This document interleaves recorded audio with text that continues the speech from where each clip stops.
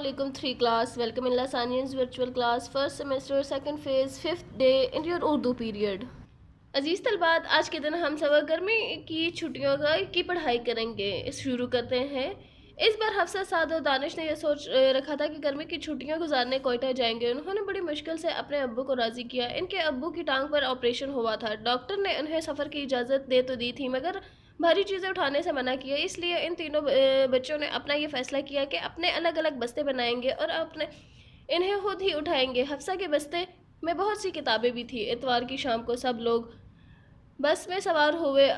बस अपने वक्त पर चली। रास्ते में कई पहाड़ आए। थोड़ी देर बाद रात हो गई। अंधेरे में सफ़र का मज़ा नहीं आ रहा था, तो ना तो बाहर कुछ देख सकते थे और ना तो सो सकते थे, क्योंकि टेप रिकॉर्डर का शोर सोने नहीं दे रहा था। बस सुबह 7 बजे कोयटा पहुंची। हफ्सा ने सड़क के किनारे लगे बोर्ड पर पढ़ा, सरियाब रोड। बस रुकी तो सब मुसाफिर उतर गए। वो सब टैक्सी करके होटल पहुंचे, जहां इनके अब्बू ने एक कमरा लिया था। सब ने कुछ देर आराम किया। दोपहर को सब बाहर निकले। उफ, इतनी शदीद गर्मी, इससे अच्छा मौसम तो कराची में था, उन्होंने सोचा।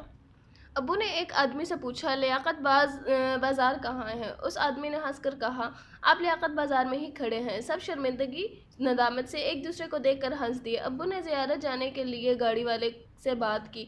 उसने अगले दिन सुबह आने का वादा किया। वादा अहद। अगले दिन सब ज़ियारत के लिए रवाना हो गए। गर्मी बहुत थी, इस वजह से जगह जगह गाड़ी रोक कर झरनों से मुंह हाथ धोए और पानी पिया। रास्ते भर वो आलू बुखारे और सेब के बाग देखकर हैरान भी हुए और खुश भी। 3 घंटे बाद ज़ियारत पहुंचे। ज़ियारत बहुत खूबसूरत था। हर जगह सब्ज़ा ही सब्ज़ा था। दरख्त भी थे और गुलाब के पौधों की भाड़ें भी थी। ठंडी हवा चल रही थी और हर तरफ खुशबू फैली हुई थी। दोपहर हुई तो उन्होंने एक होटल में खाना खाया। खाने के दौरान ही आसमान पर काले बादल छा गए और गरज चमक के साथ बारिश शुरू हो गई। वो सब बहुत खुश हुए। खाने के बाद साद और दानिश क्रिकेट खेलने चले गए। हफ्सा अपनी अम्मी के साथ टहलने लगी। कुछ और बच्चे भी इनके साथ खेलने आ गए। वो लोग बलोची ज़ुबान बोल रहे थे। इनकी ज़ुबान उन्हें समझ नहीं आ रही थी, मगर फिर भी उनसे दोस्ती हो गई।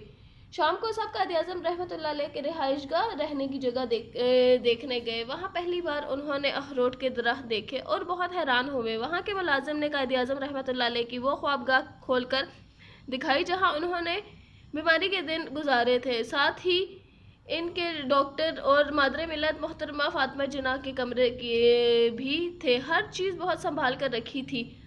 फिर सब रेस्ट हाउस वापस आ गए। रात को सब ने बिस्तर में बैठकर खुश्क मेवे खाए। दूसरे दिन भी घूमने गए। 4 दिन बाद ट्रेन के ज़रिए कराची वापस आए। ट्रेन का सफ़र बस से बहुत बेहतर था। रास्ते में बहुत सारी सुरंगें आई, जिन्हें वो गिनते रहे। कराची पहुंचकर उन्होंने सब घर वालों का सफ़र हाल सुनाया और साथ ही चेरी और खुश्क मेवे भी दिए। मरूजी हिस्सा। दुरुस्त जवाब के दायरे को पेंसिल से भरिए और खाली जगह में लिखिए। हफ्सा के बस्ते में बहुत सी डैश भी थी किताबें।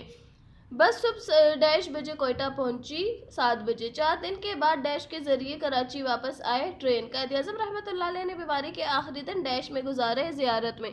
अजीज़ तलबात, हमारा आज का लेक्चर यहाँ मुकम्मल हो गया है। उम्मीद करते हो आपको समझ आ गया होगा। अपना बहुत ख्याल रखिए। अल्लाह हाफ़िज़।